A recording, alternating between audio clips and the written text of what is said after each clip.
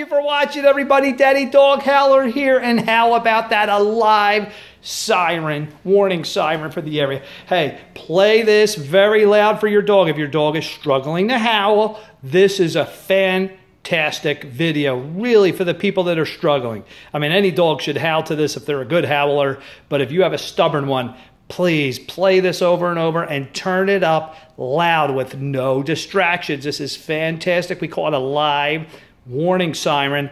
And again, howling is an emotion, folks. I told you this. Your dog can't be trained to howl. You have to tap that emotion. So please, don't give up on your pup, but please play this one. This is very important for the stubborn howlers.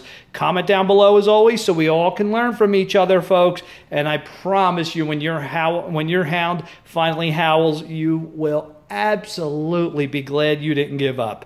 Please comment down below again and tell me how it went. Daddy Dog Howler signing off.